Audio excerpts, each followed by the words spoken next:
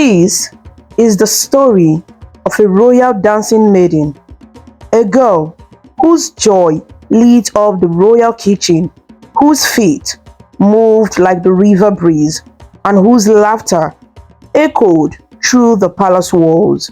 But one day, she captured the heart of the prince of the land. What happened next shocked the entire kingdom. This is not just a story of love, it's a story of secrets, rejection, and a dance that brought healing. It's a tale that will make you smile, sigh, and maybe even shed a tear. So, my people, get your popcorn, get comfortable, and let's dive into the world of Umudike.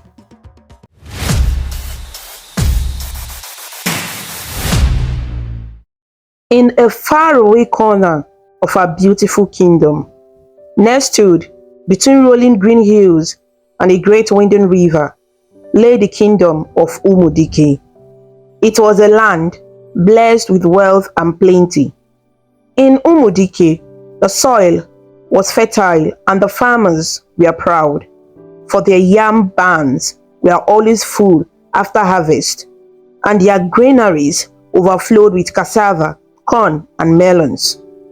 Merchants from far lands came to trade goods in its bustling market square, exchanging salt, beads, and fine clothes for Umudike's prized harvest and crafts. You see, my dear friends, Umudike was known far and wide as a place of abundance and joy. Life in Umudike followed the gentle rhythm of nature. At sunrise, roosters crowed from every compound, waking the villagers to start their day. Men and women emerged from round mud huts with thatched roofs, greeting each other with warm smile and cheerful calls of "No, ụtụtụ ọma" in their language. The women, dressed in bright patterned wrappers, balanced clay water pots on their heads as they walked to the stream. The men took up their hoes and cutlasses and went off to the yam fields and cassava farms, their tools swishing through the rich earth. Children helped in little ways, chasing curious goats away from the crops or gathering firewood, all the while singing playful songs as the golden sun climbed the sky. In the evenings, after the hard work of the day, families gathered by crackling fires under the starry sky to share bowls of hot soup and folktales. Laughter and music mingled with the sweet aroma of simmering stew, filling the night air with warmth. In Umudike, they believed that a family who eats and laughs together stays together, and truly, there was always plenty of food and love to go round in that generous land. High on a hill at the center of the kingdom stood the royal palace, its walls made of red earth and decorated with carvings of proud leopards and mighty eagles. At dawn, the palace drummers would beat a gentle rhythm on their drums. Doom, doom, doom, that doom, announcing the start of a new day in Umudike. And who lived inside our palace? Why, none other than the royal family themselves. Let me tell you about them. In the palace of Umudike lived a wise and mighty ruler, King Obika. King Obika had a broad smile that could warm the coldest morning, and a hearty laugh that echoed through the palace halls whenever he was pleased. He cared deeply for his people and often walked among them in disguise to hear their troubles. It was said that he had the wisdom of an old tortoise, slow to speak but quick to think. However, King Obika carried one flaw in his otherwise kind heart. He was proud. He was proud of his kingdom's prosperity. and proud of his own wisdom. So proud, in fact, that sometimes he refused to listen to advice from others, believing that a king must always know best. The elders of Umudike often whispered among themselves, "He who thinks he's above advice will stumble alone," warning that pride could blind even the wisest of men. But King Obika, in all his royal confidence, had yet to learn that lesson. By his side was Queen Nneka, a tall and graceful woman with eyes as sharp as an eagle's. Queen Nneka was strict and protective, especially concerning her children and the dignity of the royal household. She expected the palace to run like a well-tuned drum, with every servant doing their duty properly and every prince or princesses behaving with perfect manners. If anything ever seemed out of place, Queen Nneka would arch an eyebrow and purse her lips in disapproval. Yet, beneath her stern look was a heart that fiercely loved her family. She guarded them like a mother hen watches over her chicks, ready to puff up and defend against any threat or misbehavior that came near. King Obika and Queen Nneka had 5 children, 4 daughters and 1 son. The 3 older princesses, Princess Adaeze, Princess Adanna, and Princess Adako, took after their mother in many ways. They were elegant, well-mannered, and proud. Adaeze, the eldest, was confident and strong-willed, often acting like a second queen to her younger sisters. Adanna, the second, was clever and quick-tongued, always ready with a sharp remark, usually to tease her siblings. Adako, the third, was calm and soft-spoken. She loved music and could often be heard playing gentle tunes on her flute in the evenings. They all tried their best to behave as proper royal daughters should, following the queen's guidance in everything. Last of the princesses was the youngest daughter, Aduri. Princess Aduri was just 12 seasons old, 12 years by the count of rainy seasons, and had a heart as tender as a newborn lamb. Unlike her older sisters, Aduri was playful and curious. She loved to skip barefoot across the palace lawns, chasing butterflies, and she often sneaked out to the village to play with children who were not of royal blood, much to her mother's disapproval. Aduri had large, curious eyes that sparkled with kindness. She adored stories and music. She would beg the old storytellers in the village to repeat her favorite folk tales and could hum every palace lullaby by heart. Her sisters sometimes scolded her for being too friendly with the palace servants or for singing too loudly in the corridors. But Aduri would just laugh and twirl away. Deep down, she believed that everyone deserved kindness, whether they were royal or common, and she could not understand why her family was so strict about keeping distance from ordinary folk. And then there was the only son, Prince Obinna, the heir to the throne of Umudike. Prince Obinna was about 23 years old, brave, handsome, and humble. He has strong shoulders from training with the royal guards, but a gentle, thoughtful face. Obinna was curious and kind-hearted, often mingling with the common people in disguise to learn about their lives in the marketplace or on the farms. He admired his father's wisdom and loved his sisters, especially little Aduri, whom he would often carry on his shoulders to make her giggle. He respected his mother too, though he quietly disagreed with her strict rule of staying apart from the villagers.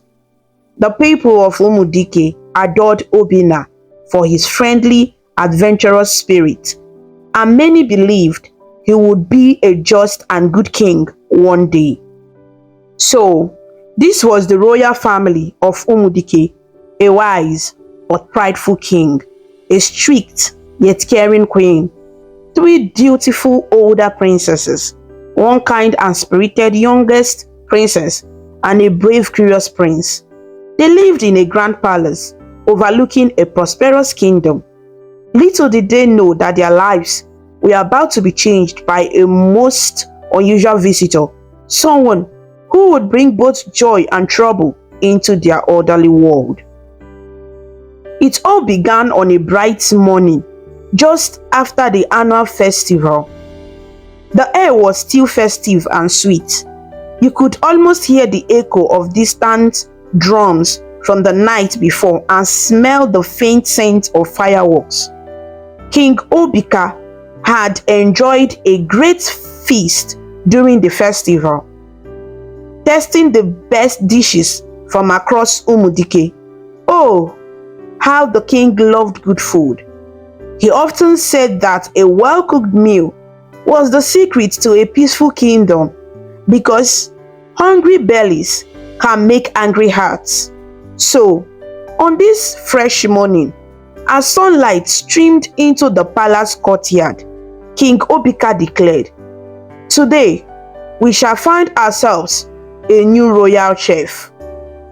You see, the old royal chef, a kindly man named Okongu, had just retired after many years of loyal service. His knees had grown weak and his hands unsteady. Though his heart wanted to continue cooking for the king, his body needed rest. The queen thanked Chef Okongu and sent him off with gifts and honor. Now, the palace kitchen needed a new master cook to prepare delicious meals for the royal family.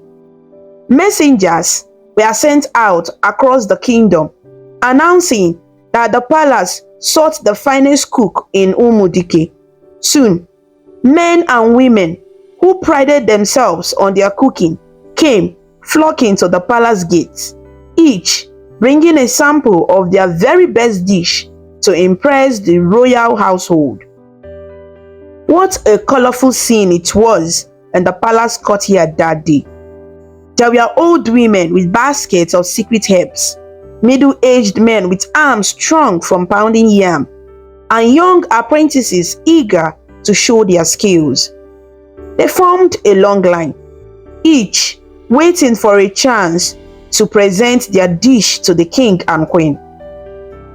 The royal family sat on an elevated terrace overlooking the courtyard.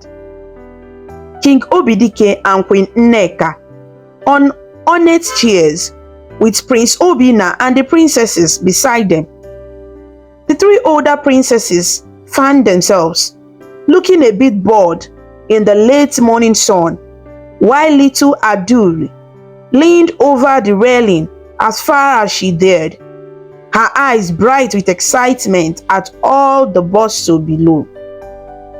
One after another, the cooks presented their dishes.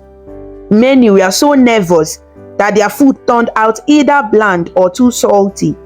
Some were overly confident, boasting loudly, but their words could not make their stews any tastier.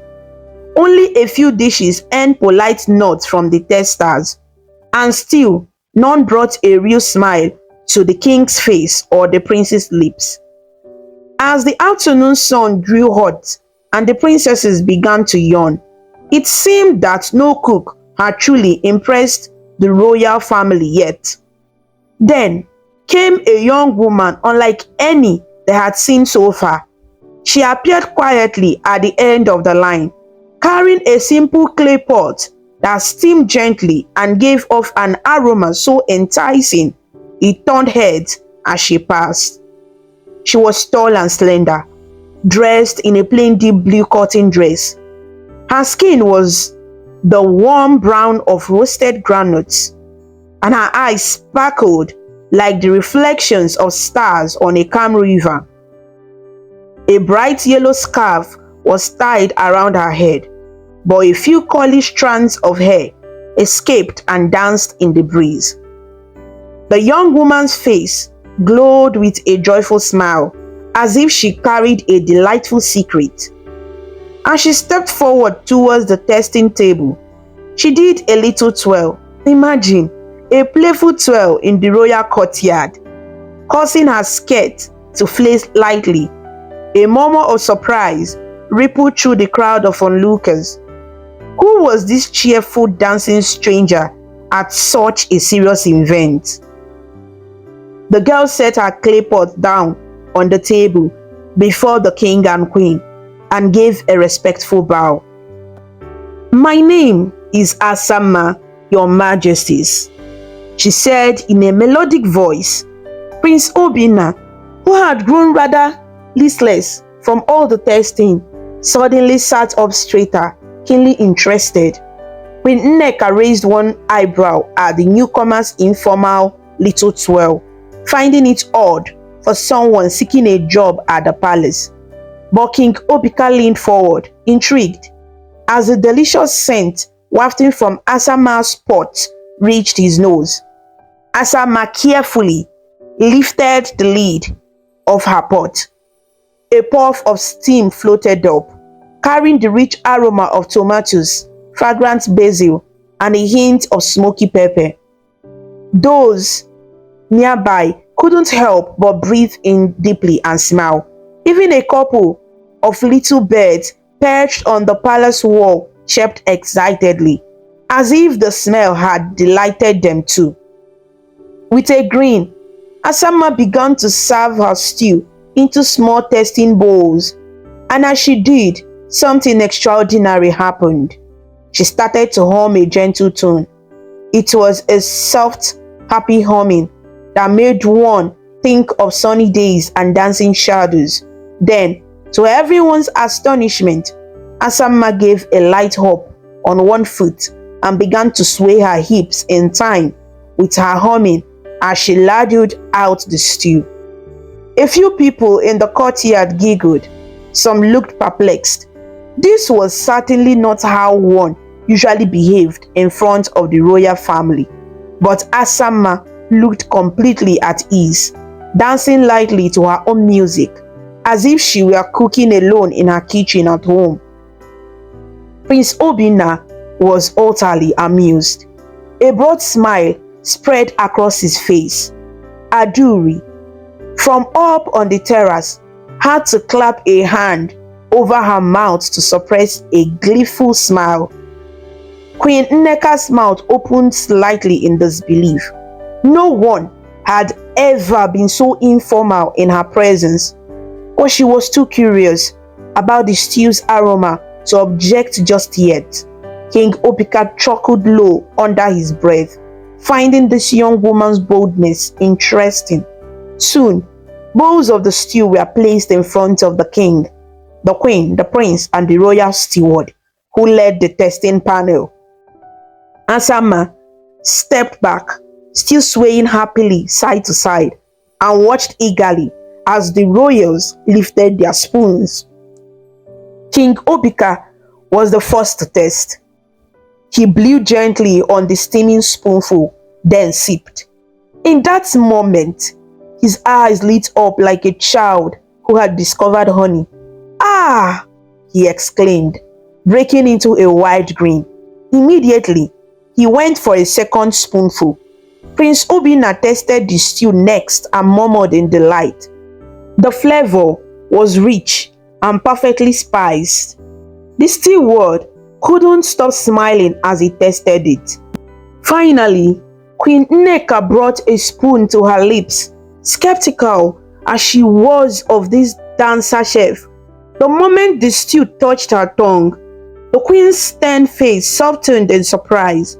She closed her eyes to savor the taste and gave the tiniest nod of approval. A joyous murmur rose among the watching crowd.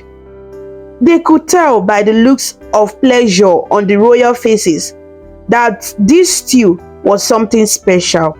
King Obika stood up, still chuckling in satisfaction. "Young woman," he announced in a booming voice, "from this day on, you shall be the royal chef of Umudike." Cheers erupted in the courtyard. Asama's smile stretched from ear to ear. She dropped into a grateful curtsy. "Thank you, your majesties," she said brightly. "I promise to cook with all my heart." Up on the terrace, Prince Obinna was clapping enthusiastically, and little Aduri jumped and clapped as well. The older princesses clapped politely, though Adeze and Adanna exchanged looks that said, well, they had never seen such behavior and they weren't entirely sure what to make of this Asama. Queen Nneka managed a gracious, if slightly stiff smile. Inside, she felt a third uneasy. This girl certainly could cook, and her joyful manner was refreshing to the king. But dancing in the royal courtyard, that was something entirely new and, in the queen's opinion, not how a proper palace staff members should behave. Still, the decision was made, and Queen Nneka would not challenge the king in public.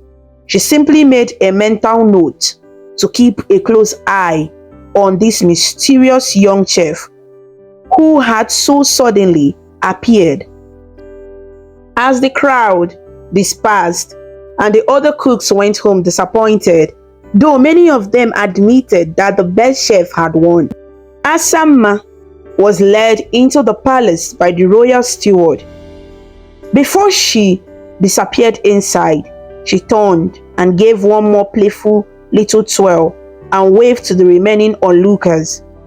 Aduri giggled and waved back excitedly. Prince Obinna found himself smiling yet again, and from her high seat, Queen Nneka narrowed her eyes thoughtfully. A girl who sings and dances while cooking. There was more to this Asama that met the eye. The queen suspected. Nevertheless, the royal family of Umudike had a new chef, and palace life was about to get a lot more interesting. Asama settled quickly into her new role. The very next day, the royal kitchen was more lively than anyone could remember. Usually, the kitchen was a quiet, disciplined place. Servants would chop vegetables or stir soup silently while the old chef Okongo muttered instructions. But with Chef Asama in charge, the kitchen became a place of music and laughter. At sunrise, Asama was already awake, tying her wrapper around her waist and heating up the cooking fires. She had a habit of tapping her wooden spoon on the edges of pots to make a little beat, tap, tap, clang, as she cooked. She would hum or sing softly, and before long, the other kitchen helpers found themselves humming along. Imagine a line of maids and cooks chopping and stirring to a gentle rhythm. Early the next morning, Prince Obinna happened to walk by the kitchen and was drawn by the sound of a sweet song and the mouth-watering smell of something cooking. He peeked in and saw Asama cheerfully stirring a pot of hot corn porridge. She was even swaying her hips as she cooked, singing a silly little rhyme under her breath. Chop the yam, stir the soup, sing it loud, whoop whoop. Surprised and curious, the prince stepped into the kitchen to greet her and asked to taste the porridge. Asama gladly offered him a spoonful. It was delicious, creamy with a hint of ginger and granules. Prince Obinna praised her cooking, and Asama beamed, telling him her simple secret. She always cooked with joy in her heart. The prince left the kitchen smiling, already feeling great admiration for the new chef and the warmth she brought to the palace. However, not everyone in the palace was as charmed by Asama's ways. A few hours later, when it was time for the royal family's breakfast, Asama's cheerful habits led to a bit of trouble. The family gathered in the grand dining hall. As usual, servants brought in trays of the morning meal that Asama had prepared. Golden corn porridge, fresh slices of mango and pineapple, and some meat pies for the king's hearty appetite. Asama herself carried a large serving bowl of porridge. She walked in with a polite smile, and although she tried to be as proper as possible, there was still a light spring in her step. After all, she was happy doing what she loved. As Asama placed the big bowl of the porridge on the dining table that morning, a bit of it accidentally sloshed over the rim onto the queen's pristine white tablecloth. Queen Nneka's eyes widened in disbelief. "What?" she exclaimed as she stood up, glaring at the little mess. Poor Asama's heart nearly stopped. She grabbed a cloth and quickly tried to blot the spill. I'm so sorry, Your Majesty," she stammered, bowing her head in apology. Queen Nneka fixed the young chef with a stern stare. "In the royal palace, we do not skip and dance while carrying the breakfast. You must be careful and respectful. Do you understand?" she scolded sharply. Yes, Your Majesty. It will not happen again," Asama whispered, her cheeks hot with embarrassment. Little Aduri piped up softly. "Mama, it was just a small accident. The porridge smells so good. Please, let's just eat. I'm sure Asama didn't mean to spill it." She gave her mother a big pleading smile. The queen pursed her lips, then finally sighed and sat down. "Very well," she said grudgingly. "But let this be the last time such carelessness happens." With that, the royal family turned their attention to the meal. The tension eased as everyone tasted the porridge and found it delicious. King Obika, after a few spoonfuls, let out a hearty laugh. "Aha! Perhaps a little dancing does add some flavor," he joked, trying to lighten the mood. Queen Nneka said nothing, but she secretly enjoyed the food, for she took another gentle sip with a nod of approval. The three older princesses exchanged disapproving glances among themselves, but remained silent and dignified. Aduri, on the other hand, gave Asama a warm, encouraging grin. She even asked for a second helping. Asama served the young princess another bowl, very careful this time. Seeing Aduri's delight, Asama felt her own spirit lift again. Despite the small mishap, the king was pleased with the meal, and breakfast ended on a better note for everyone. After breakfast, as the family went about their day, everyone in the palace seemed to be talking about the new chef. Even the palace guards and servants were amused. Some guards chuckled that they had never seen anyone dance in the queen's kitchen before, and a few maids found themselves humming the chef's cheerful song as they walked. In the village market, word also spread about the dancing cook. Some villagers laughed and said they wished to taste her food, while others shook their heads, saying the palace was no place for such antics. Within the palace that afternoon, the three older princesses sat together in the royal gardens under the shade of a flowering frangipani tree. They spoke in low, disapproving tones about the new chef. Princess Adeze declared that she did not like Asama's behavior at all. Adanna agreed, saying the girl was far too familiar and bold for a servant. She even dared to smile and chatter freely in front of the prince. The third sister, Adako, quietly nodded along. They decided among themselves that Asama needed to remember her place. They planned to speak to Queen Nneka about their concerns, for they could not imagine a mere cook growing too close to their royal family. Meanwhile, Princess Aduri was indeed not in the garden with her sisters. As her siblings suspected, Aduri had quietly slipped away as soon as she could and made her way back towards the palace kitchens. She had been completely enchanted by Asama's lively, kind spirit. Aduri peeked into the kitchen and found Asama kneading dough to bake bread for the evening meal. To Aduri's delight, Asama was softly singing a different tune now, something old and soothing, a lullaby that village mothers often sang to their babies about yams growing and the moon glowing. For a moment, Aduri simply listened, a smile on her face. She gently pushed the door open and stepped inside. "That's a beautiful song," Aduri said quietly, so as not to startle her. Asama looked up from the dove, and a big smile spread across her face when she saw the princess.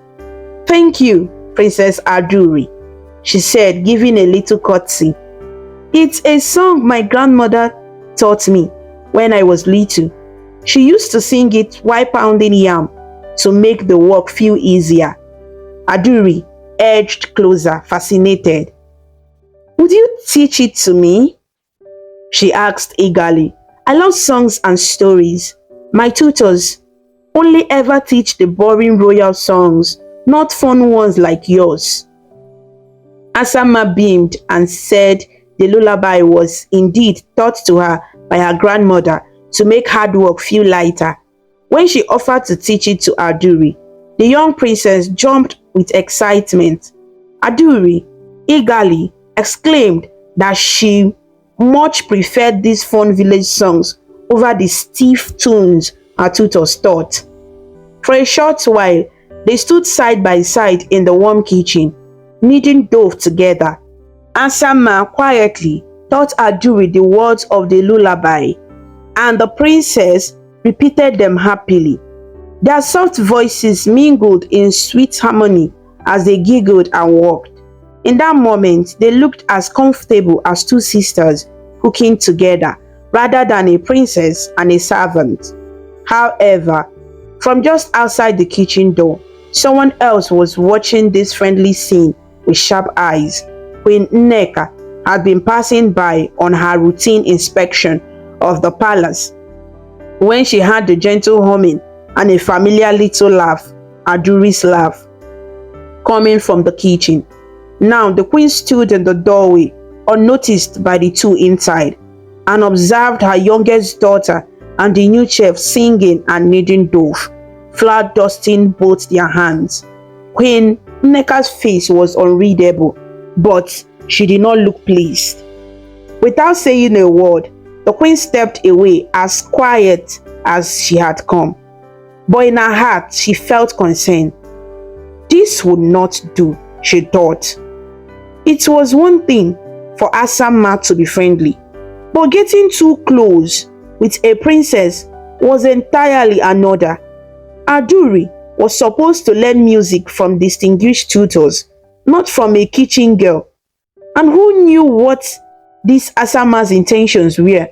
Being so sweet with the young princess, the protective mother in Queen Nneka bristled. She decided she would have to keep a much closer watch on Asama.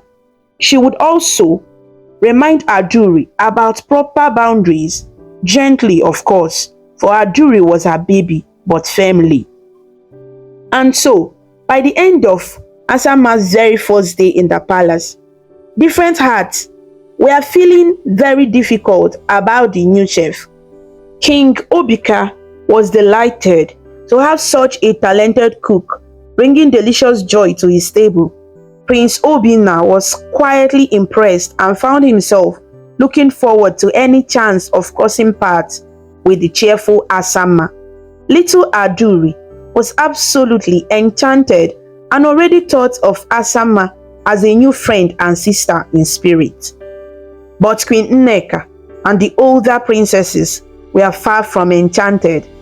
In the queen's chambers that evening, Queen Nneka and Princess Adaeze had a private talk. They spoke in low concerned whispers about Asama, how she was too bold, how Aduri was already attached to her, and how even Obinna seemed to be paying the new chef special attention.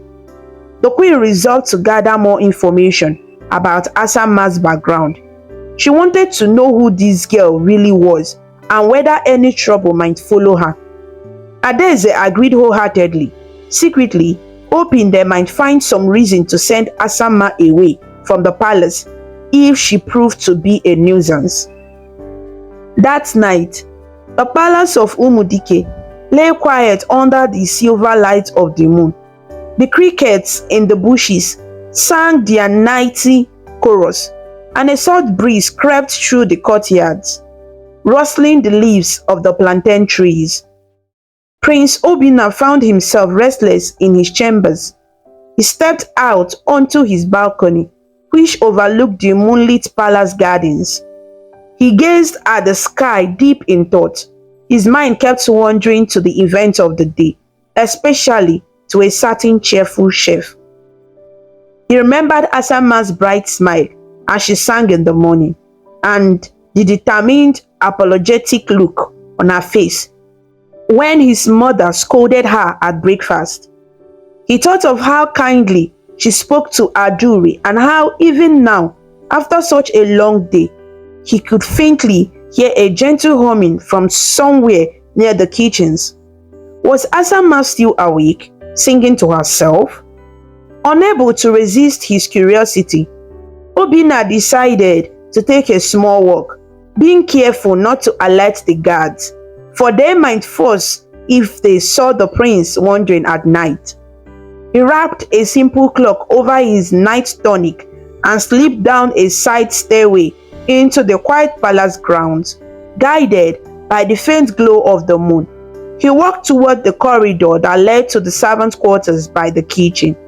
Sure enough, as he neared the kitchen building, he heard a soft humming carried on the breeze. It was coming from a small open window, the window of Asama's little room, he realized. Obinna approached quietly. Through the window, he could see Asama. She was sitting on a wooden stool by her bedside, bathed in gentle lamplight, gazing out of the window at the same moonlit sky. In her hands, she held a small carving of a bird, perhaps a keepsake, and she was humming a lullaby that she had taught Aduri earlier in the day. Patience, my child, sweet blessings will flow. The song was so soft and full of feeling that Obinna felt his heart relax just listening to it. He lightly cleared his throat to announce his presence, not wanting to startle her. Asama turned a bit surprised, and when she saw the prince, she immediately stood up. "Your Highness," she whispered, a mix of curiosity and concern on her face. It was certainly unusual to see the prince at her window at such an hour. "I'm sorry to disturb you," Prince Obinna said quietly. Mindful of the sleeping palace, he smiled. "I was out for a walk and heard that beautiful song. I remembered it from this afternoon. You sing it so nicely." Asama blushed just a little and smiled back. "Thank you, Prince Obinna. I didn't think anyone was listening. It's just a lullaby my grandmother taught me." For a quiet moment, the two young people simply looked at each other in the gentle moonlight. The prince, feeling a bit bold, spoke what was on his mind. "You know, the palace already feels different, in a good way, since you arrived. I haven't heard music in the kitchen or seen Aduri so excited. And, well, ever," he chuckled softly. "You bring a light here, Asama." Asama's eyes widened in surprise at the compliment, and she ducked her head bashfully. That's very kind of you to say, Prince. I'm happy here. I know I'm just a chef, but I truly love what I do. And little Aduri has been such a delight to me too. She hesitated, then added, I've been a traveler for a while, so it feels good to have a home and people to care for. A traveler? Obina found himself intrigued. Have you been to so many places? Asama nodded slightly. I have wandered through a few kingdoms and villages, learning recipes and songs wherever I go. She offered a cryptic little smile. Maybe one day I will tell your highness all about them. For now, I'm grateful to be in Umudike. Your family has been very kind to me. The prince leaned a bit on the low garden wall under her window. You earned that kindness. Your cooking, I have never tasted anything like that. And the way you make everyone around you smile, that's a special gift. Asama met his eyes, and Obina noticed they shone with a warmth and sincerity that made his heart skip just a bit. My mother always said, Asama whispered, that joy is the best ingredient in any recipe. Maybe that's why I put a lot of joy into what I cook. They both shared a quiet laugh at that. The prince felt as if he were speaking with an old friend, even though he had only just met Asama the day before. There was something about her that was so genuine and comforting. Before they could continue, a distant voice of a guard on the far end of the courtyard called out as part of his nightly rounds. Prince Obina straightened up. He knew he should return to his chambers before he was missed. It's late, he said gently. I should let you rest. Thank you for the song, Asama. Asama gave a small bow of her head. Good night, Prince Obina, she replied softly. Sleep well, and you as well. Obina answered. He lingered a moment, as if wanting to say more, but then smiled and turned to go. As he walked back into the shadows of the palace, he realized he was grinning to himself. Up above, in a high window of the royal quarters, a curtain shifted. Queen Nneka, unable to sleep from the worries gnawing at her, had risen to get a drink of water. In the stillness of the night, she caught a glimpse of her son's figure moving across the courtyard. The queen's eyes narrowed as she saw Obina quietly re-enter the palace from the direction of the kitchen. What was the prince doing near the kitchen at this time of the night? She wondered. Her heart pricked with a new worry, and she resolved, even more firmly now, to keep an eye on both her son and the new chef.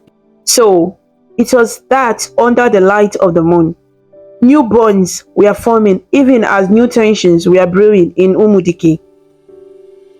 In her little room, Asama finally lay down to sleep, hugging a small pillow and feeling happy, but also a touch wistful, for in her humming and storytelling, there lingered hints of a past she had not yet shared. In his chamber, Prince Obina drifted into slumber with thoughts of a laughing girl who stirred her pot with a dance. When Nneka stayed awake a while longer, gazing at the moon and praying silently that she could protect her family from any coming troubles. And somewhere in the hush of night, fate itself watched over the kingdom of Umudike, smiling at the stirrings of love and change that had begun with the arrival of a dancing chef. The sun had barely risen over the red earth of Umudike when Asama quietly entered the royal kitchen. In the dim morning light, she moved with gentle purpose, her wooden spoon stirring the air as well as the pot of pepper soup bubbling over the fire. Asama's voice, soft and melodious, hummed an old village song. As she cooked. The tune drifted through the corridors like a morning breeze.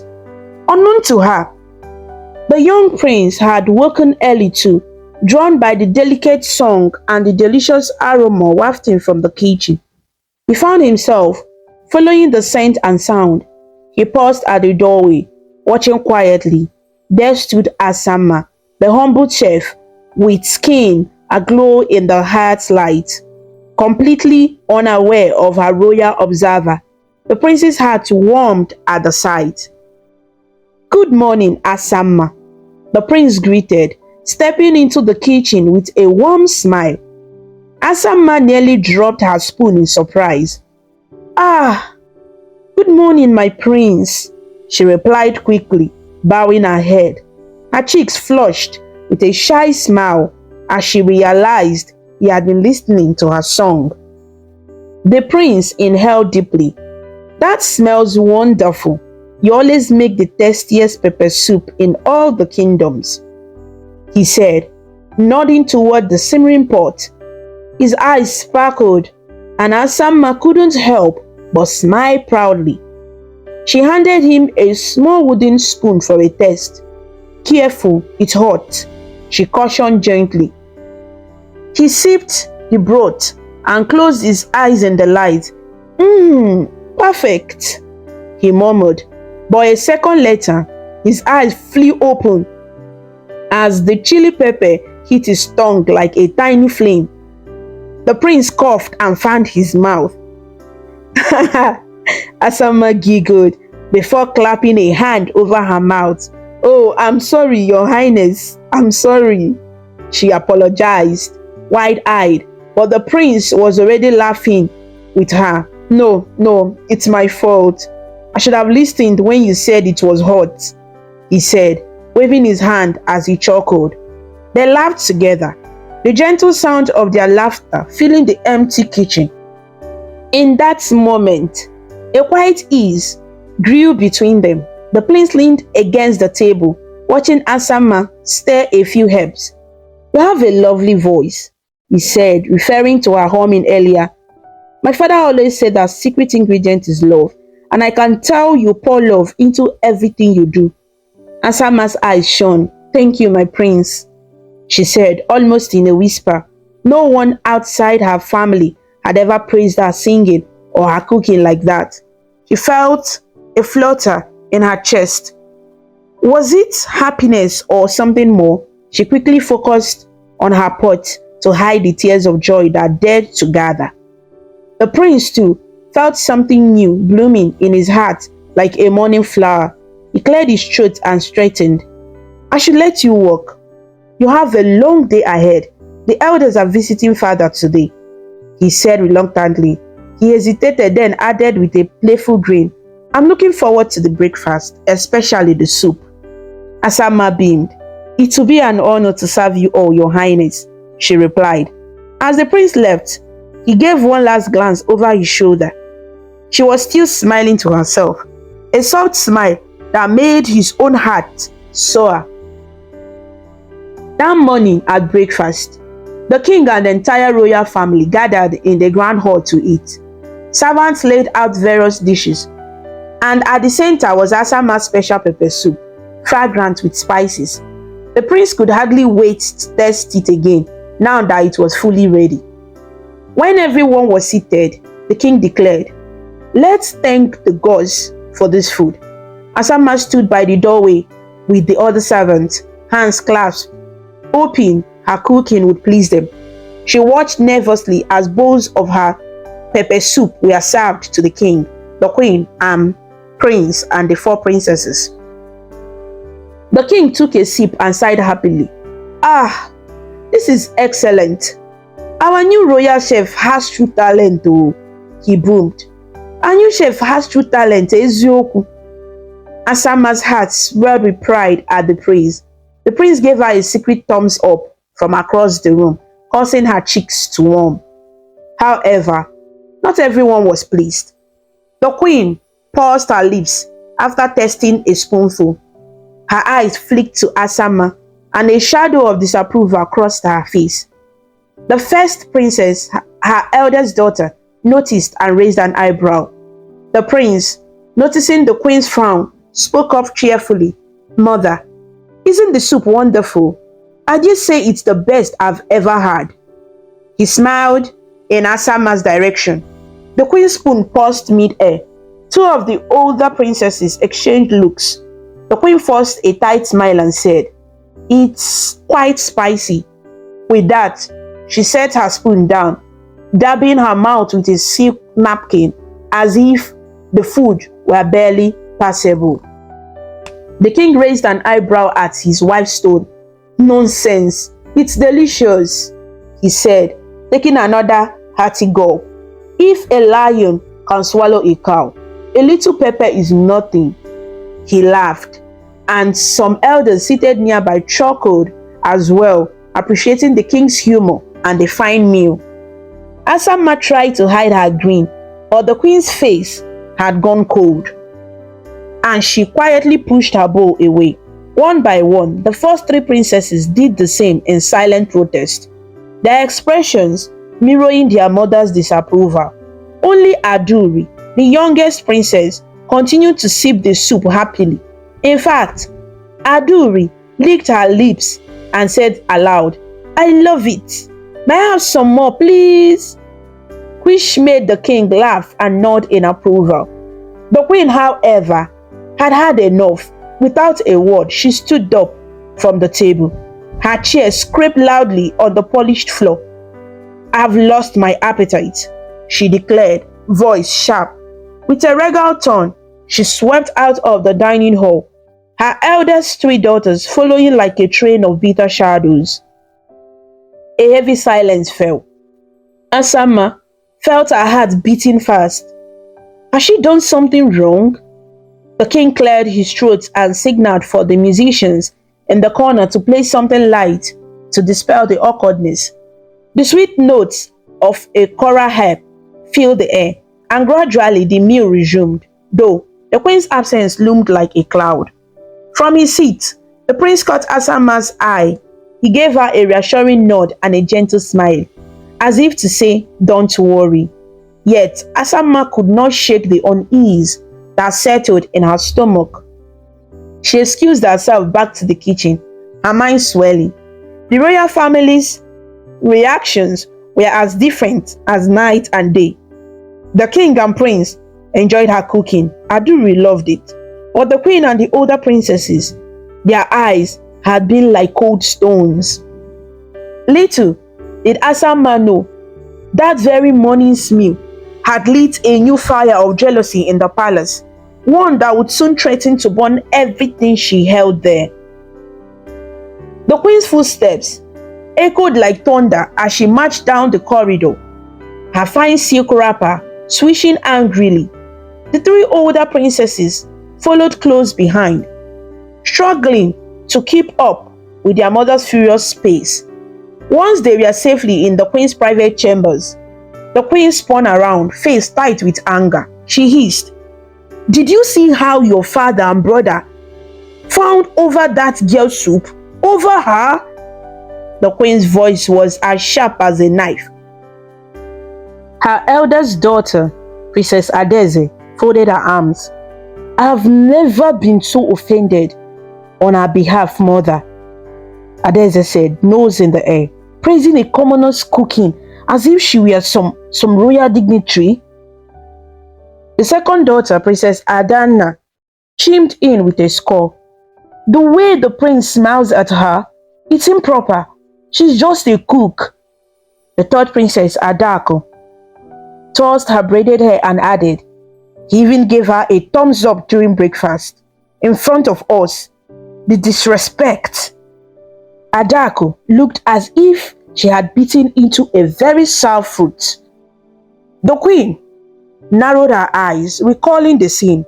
"My own son, contradicting me publicly to praise that chef," she muttered bitterly. "This is beyond tolerable." Her pride was stung deeply. With Nneka was used to being the most respected woman in the palace. Now, a mere kitchen girl threatened that position. How unintentionally. Princess Adeze stepped closer, lowering her voice. "Mother, Something must be done. If we do nothing, Asama will continue to win their favor. Who knows where it could lead? The queen's eyes flashed dark as the bottom of a cooking pot. I will not have it, she declared. I will not have this. Nobody make a fool of our loyal family. We must put her back in her place. They huddled together like conspirators, voices low and heated. In that sunlit chamber, decorated with gold and ivory, a scheme began to take shape. The queen and her first 3 daughters plotted like warriors mapping out a battle. Their weapons would be whispers, tricks, and whatever mischief they could devise within the walls of the palace. As they schemed, Princess Aduri lingered just outside the chamber door. She had followed at a distance when her mother stormed out, worried and curious. Now, Aduri's heart pounded in her chest as she caught snatches of their heated words. Inside, the queen said, "We shall start by making her look incompetent. If her food embarrasses your father or our guest, he will have no choice but to remove her from the palace." A cruel smile tugged at the corners of her mouth.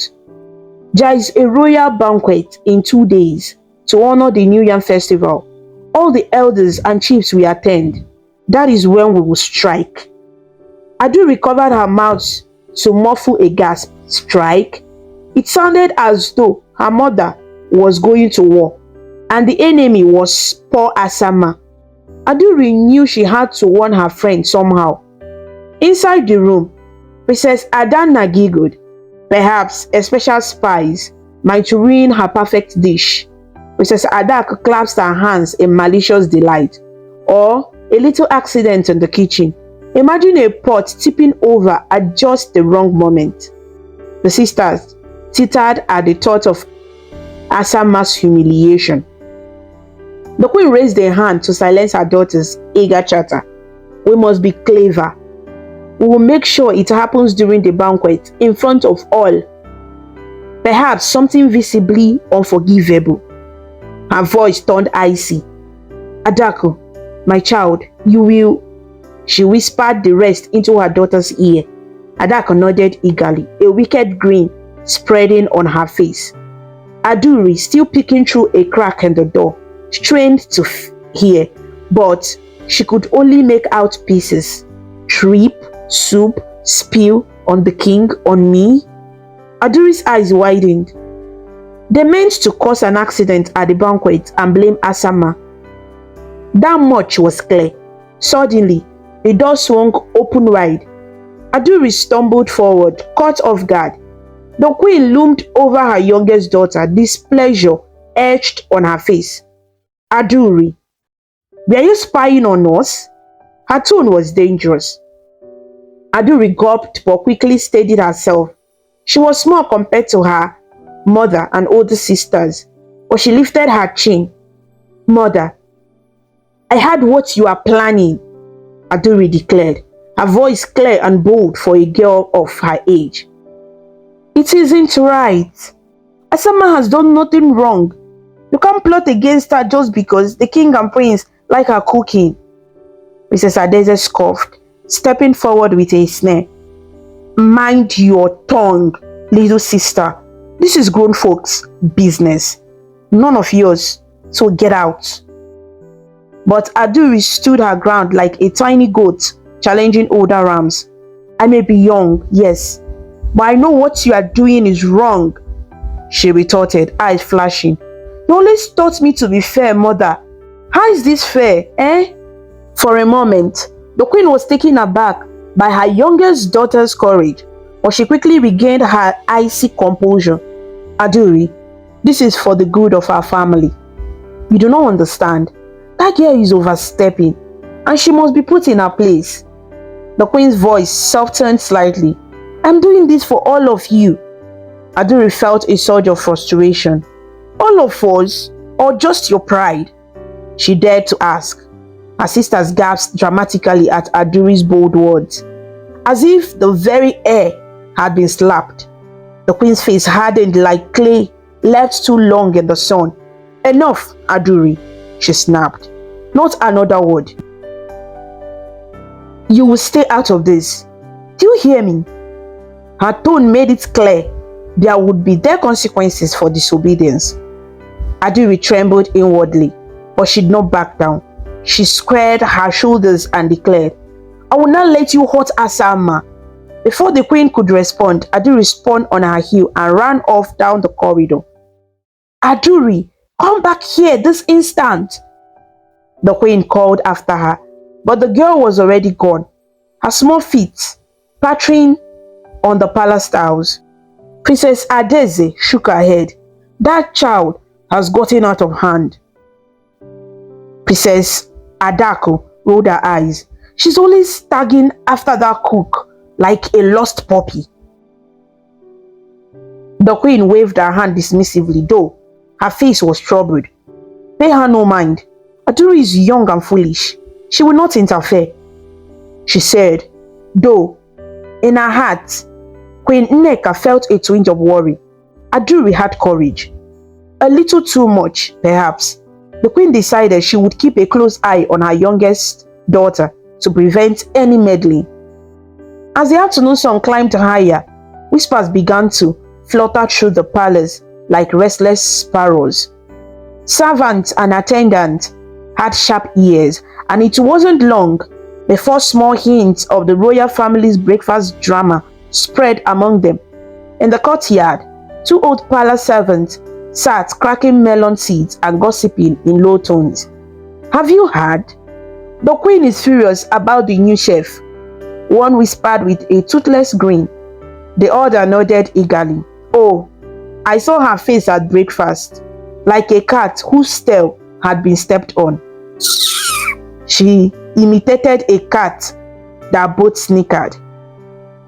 "They say the prince hasn't stopped smiling since he ate that soup," the first woman went on, winking. "He looks at that girl Asama like she's a pot of honey he wants to gobble up." The second woman cackled, nearly spilling her seeds. "A prince in love with a cook? Ah, wonders shall never end." A young guard passing by overheard and tried to hush them. "Don't let the queen catch you saying that," he warned. "She will have your heads for such talk." The first old woman clicked her tongue. "It's true though. My niece works in the kitchen. She said the prince went there at dawn just to talk to Asama." The guard's eyes widened. "Truly?" "Yes, so," the woman insisted. "If a fly perches on your ear, it's because it has something juicy, and the flies around here have been busy." The two women laughed again. Unknown to them, one of the queen's ladies in waiting was walking by the courtyard. She caught only the tail of their conversation. The words "prince" and "cook" and "in love" stood out like big red flags. That was enough. She hurried away to report to the queen that tongues were wagging in the palace. By evening, almost everyone from the palace guards to the garden boys had heard an embellished version of the story. Some said the prince had gifted Asama a necklace at breakfast. Not true at all. Others claimed the queen left in disgust because Asama put a love potion in the soup. Also nonsense. The gossip grew wilder with each retelling. But one thing was clear.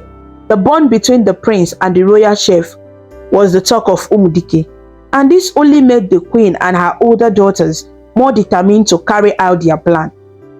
Aduri stood her ground. That night, Aduri could not sleep. She tossed and turned on her mat, the mosquito net above her bed barely stirring in the warm air. Finally, she sat up, lit a small oil lamp, and made up her mind. "I won't let them hurt my friend," she whispered to herself, as determined as a little warrior. Aduri crept out of her room, careful not to wake her nanny dozing in a chair nearby. In the quiet halls, she made her way toward the small room at the back of the palace where Asama slept. The palace was silent, save for the chirping of distant crickets and the faint hoot of an owl. The young princess knew these walls well. She often snuck down to the kitchens for late-night mango slices or to chat with Asama when she couldn't sleep. Reaching Asama's door, Aduri knocked softly. "Asama," she called in a hushed voice, for Aduri had taken to affectionately calling her that, even though Asama was not of a royal blood. "It's me, Ada." After a brief rustle, the wooden door creaked open. Asama's face appeared, illuminated by the lamplight. She looked surprised to see the little princess at this hour. "Aduri, dear, is everything all right?" Asama asked, concerned in a gentle voice. Aduri slipped inside and closed the door behind her. Asama's room was humble and small, just a coat, a woven mat on the floor, and a shelf with a few personal items. A single oil lamp burned on the shelf, casting dancing shadows on the mud brick walls. "I'm sorry to come so late," Aduri began, "but I had to warn you." She took Asama's hand and guided her to sit on the coat together. Asama's eyebrows knit in worry. "Warn me? About what?" Aduri took a deep breath. She remembered the fierce look on her mother's face and the wicked glee of her sisters. "Mother and my sisters, they are plotting against you," she said in a rush. "They plan to embarrass you at the New Yam Festival banquet." Asama gasped softly, her hand flying to her mouth. "But why? What have I done to them?" Her eyes shimmered with confusion and hurt. Aduri squeezed her friend's hand. "You haven't done anything, Asa. That's the problem. You have done everything right, and they don't like it. They are jealous because father and brother praise you. They think," she hesitated, then continued in a quieter voice, "they think brother might like you more than just as a chef." Asama's cheeks warmed and she looked down. "The prince is kind to me, that's all," she said, though her heart gave a little hopeful flutter that she quickly pushed away. "I'm just a common girl who can cook. I could never be more in this world." Aduri frowned. "Don't say that. You're special, Asa, and you make people happy. Even father hasn't enjoyed a meal so much in ages until you came." The young princess spoke with the earnest sincerity of a true friend. A tear escaped down Asama's cheek. "Thank you, Ada. You are very kind, more than I deserve." Aduri hopped off the coat and put her hands on her hips, looking for all the world like a tiny determined queen. "You deserve kindness and more, and I won't let them hurt you. I told mother it was wrong, but she wouldn't listen. So tomorrow at the banquet, I will keep watch. If they try anything, I'll be there." Asama was touched by the child's bravery. She pulled Aduri into a gentle hug. "You have a brave heart, Ada. Oh, please be careful. I don't want you get into trouble because of me." Aduri hugged her back tightly. "I don't care about trouble. I care about you. Besides," she added with a cheeky grin, "what can they do? I am the littlest.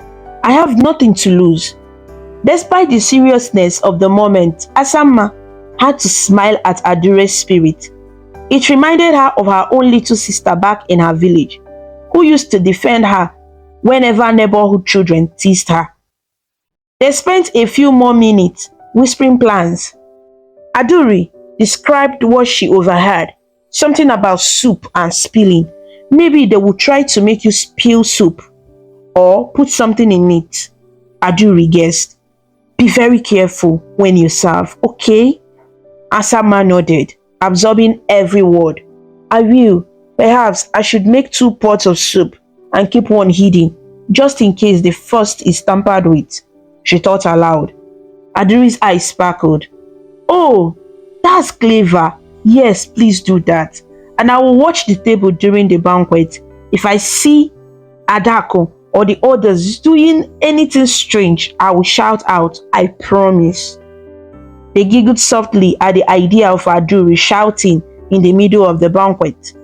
That would certainly shock the dignified guest. For a moment, the heavy worry in Asama's chest lightened. She saw hope in Aduri's bright eyes. Before leaving, Aduri reached into the pocket of her night dress and pulled out a small cowrie shell tied to a leather string. It was old and shiny from years of handling. This is my lucky charm, she explained, pressing it into Asama's palm. It was given to me when I was a baby. I want you to have it with you tomorrow. It will keep you safe. Asama opened her mouth to refuse. She knew how precious such a charm must be to a princess, but Aduri closed her hand over it firmly. Please, take it, for luck, Aduri insisted. Tears gathered in Asama's eyes again, but these were warm, grateful tears.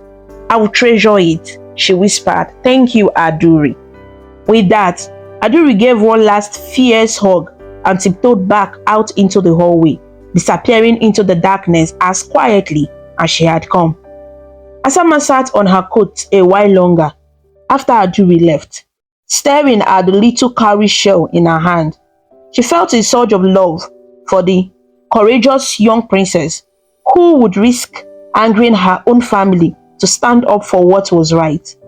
Clutching the charm to her chest, Asama made a silent promise.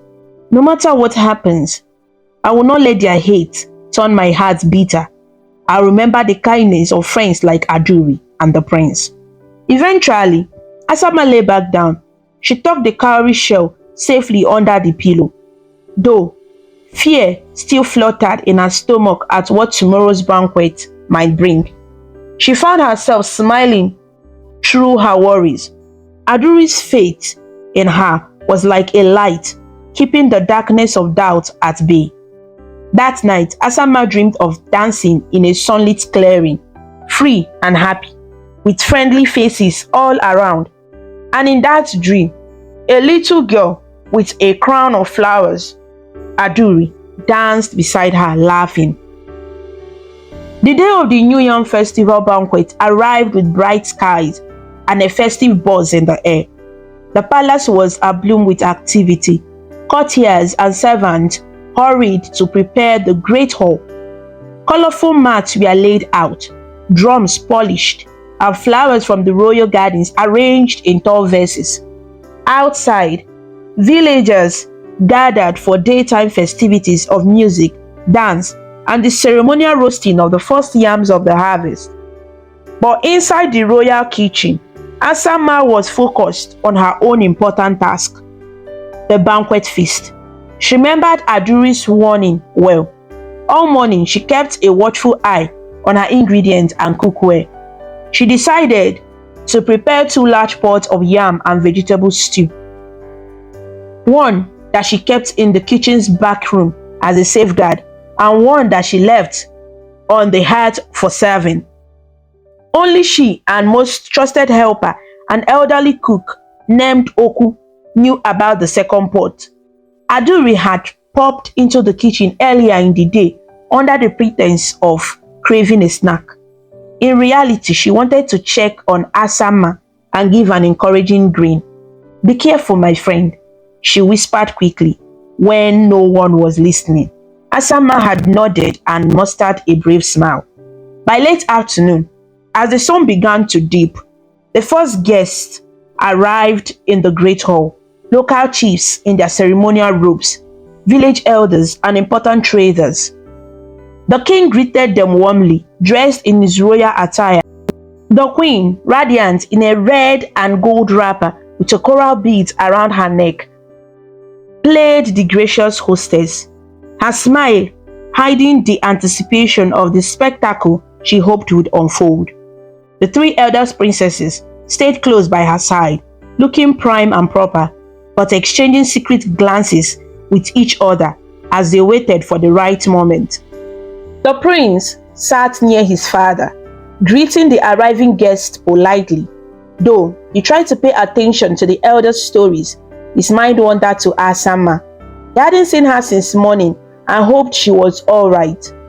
He had noticed the tension at breakfast and the queen's fury. Something in his gut made him uneasy about tonight. At the long banquet table, everyone settled into their seats. There was lively chatter as the first courses were served. Roasted yam slices with spicy sauce, fried plantains, and other delicacies. Asama special soup was to be grand centerpiece of the meal, served in a beautifully carved tureen and poured over pounded yam fufu for each guest. At last, the moment came. Two attendants carried in the heavy clay pot of soup from the kitchen and placed it on the serving table. The aroma filled the hall, rich with the scent of yam, uziza leaves, and tender goat meat. There were appreciative murmurs from the guests. Many had heard of the king's talented new chef and were eager to test her cooking. Asama followed behind with a tray of garnishes, her heart pounding but her face calm. She wore a clean white apron and kept her head modestly bowed. From across the hall, she caught Aduri's eyes. The young princess was seated next to her sisters, fidgeting slightly with nerves. Aduri gave a tiny nod, and Asama felt the cowrie shell tied at her waist for luck. Everything will be all right, she told herself. Queen Nneka stood and raised a hand for attention. Esteemed guests, she announced with a gracious smile, welcome to our New Yam Festival banquet. Tonight, we are delighted to share with you the talent of our palace chef, Asama, who has prepared a very special soup to bless the new yam harvest. All eyes turned to Asama. She blushed as a few politely clapped. The prince smiled proudly at her, and even the king gave a nod of encouragement. Asama, my dear, the queen said sweetly, why don't you come serve the king's bowl yourself? It would honor us to be served by the creator of this wonderful dish. Asama's stomach flipped. Normally, servants did the serving. It was unusual for the cook herself to personally serve the king. But she could not refuse the queen in front of everyone. She stepped forward, lifting the heavy laddu.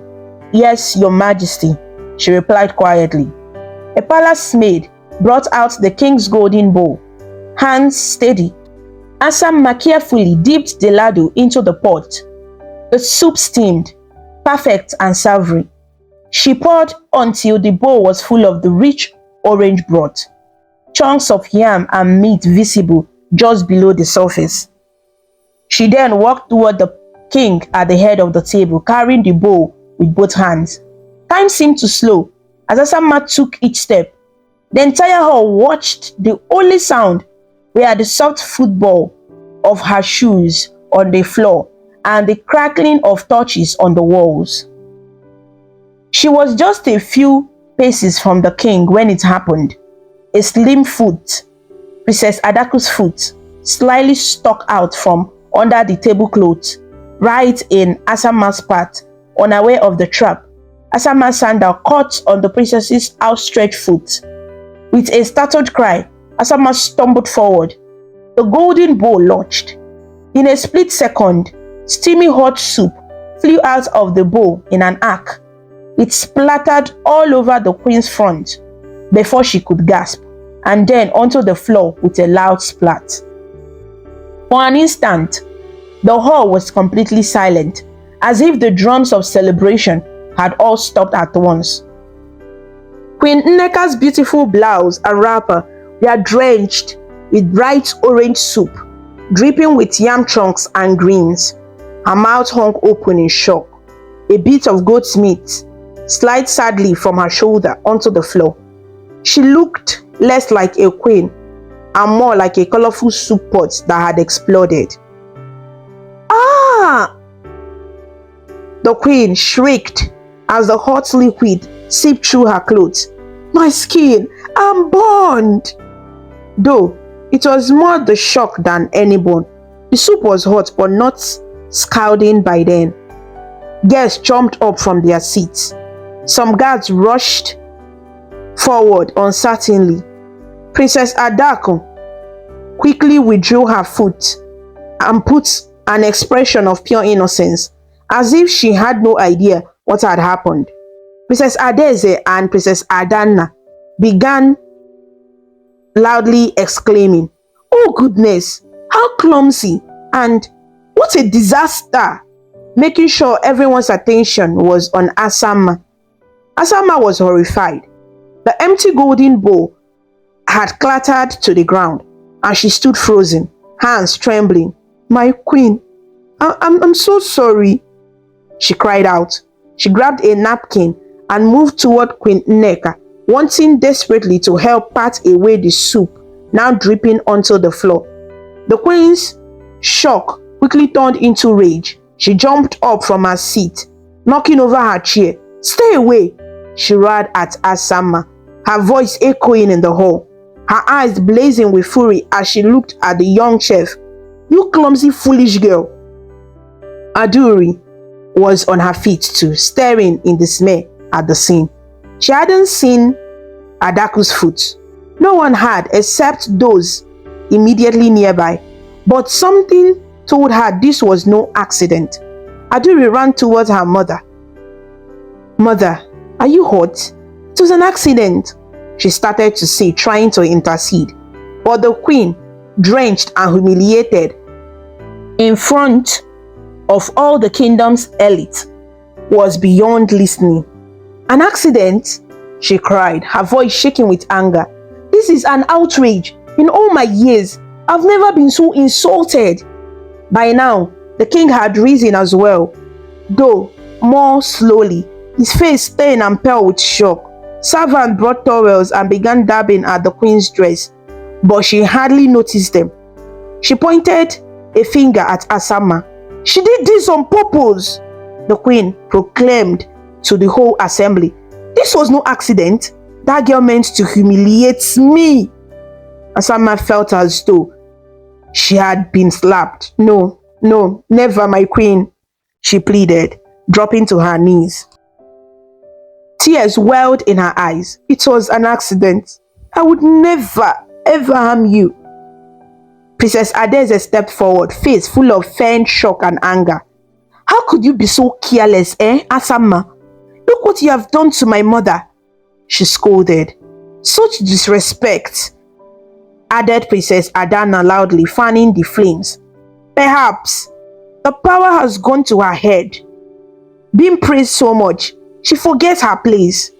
At this, the gathered guests murmured amongst themselves. Some were sympathetic to the queen, others frowned, not knowing what to believe. The prince finally shook off his surprise and hurried to Asama's side, helping her up gently by the arm. "Mother, please," he said. "I'm sure it was an accident. Asama nearly fell." But the queen cut him off, her voice ringing out. "Silence! I will not stay quiet." She glared at Asama and the prince standing together. Her chest heaved with emotion. Part, genuine outrage. Part, the thrill of seeing Asama in trouble as planned. This girl has shown nothing but insolence. Perhaps all those compliments made her bold enough to try to make fool of me tonight. Aduri tugged on the king's sleeve. "Father, it wasn't on purpose, I'm sure. I think I saw..." She hesitated. Should she accuse her own sister openly? Adako was standing calmly now, pretending to comfort their mother by holding her arm. Aduri's heart pounded, and she felt tears of frustration in her eyes. "Father, Asama would never do that deliberately," she finally said, loud enough for those near to hear. The king raised a hand, signaling for calm. Slowly, the chatter died down until only the crackle of torches and the queen's angry huffs filled the silence. The king's face was grave. He looked at Asama, standing there trembling and drenched in her own soup up to her knees. Then at his furious wife, and then at the worried faces of his guests and children. "Asama," the king said, his deep voice echoing, "what have you to say for yourself?" Asama stepped forward shakily and bowed her head. "Your Majesty, I am truly sorry. My hand slipped and..." She caught a glimpse of Princess Adako behind the queen, the subtle triumphant smile on her lips before it vanished. Realization struck Asama. She had tripped, but on what? Someone's foot. She looked at Adaku's feet, peeking from under her gown. One sandal was askew and soup-stained on the toe. Understanding flooded Asama's face. But what could she do? Accuse a princess in public? No one would believe a cook over a princess. And she had no proof, only a suspicion. Tears spilled from Asama's eyes. It was an accident, my king," she said again softly. "I lost my footing. I would never disrespect the queen or anyone here, I swear it." She dropped to her knee once more, bowing her head low in gesture of complete apology. "Please forgive me." For a moment, sympathy flickered in the king's eyes. He was just a man, and he had come to like Asama's humble nature. But the queen let out an indignant huff. "We do not need her crocodile tears," she exclaimed. "My king, you must take action. All our guests have seen this travesty. If you do nothing, they will think the royal family can be insulted by a mere kitchen girl without consequences." Around the hall, some guests nodded, others looked uncomfortable. The king felt the weight of all those eyes on him and the pressure of his wife's glare. The prince gripped Asama's shoulder protectively. "Father, maybe we should just dismiss her for the night, not with neck wailed in on the prince. And you, defending her now? Have you no loyalty to your own mother's honor?" The prince fell silent, jaw clenched, torn between loyalty to his mother and his concern for Asama. Aduri wiped her own eyes and suddenly piped up in a loud, clear voice. "It was not Asama's fault. I'm sure someone tripped her." "Aduri," the queen snapped, truly furious now. "Enough from you. You defend that girl one more time and I will have you sent from this hall." This shocked everyone. Never had the queen threatened to banish her own child from her presence. Aduri bit her lip, tears flowing freely now, but she stepped back. She was powerless now to help, and it made her tiny fist ball up in anger. The king looked at his family, divided in this moment, his wife shaking with rage and embarrassment, his older daughters fanning the flames, his youngest daughter crying and begging Macy for the chef, and his son standing stunned, heart in his eyes as he gazed at Asama. The hall waited for the king's judgment. Finally, the king drew himself up. His face became stiff and formal, the way it looked when he made pronouncements in court. "Asama," he began loudly, "you have committed a grave offense tonight. However unintentional it may have been." He swallowed hard. "The honor of the royal family must be upheld. Therefore, I have no choice but to severely punish this negligence." The prince's eyes widened, and he opened his mouth to protest, but one glance from his father silenced him. Aduri openly sobbed now, shaking her head in disbelief.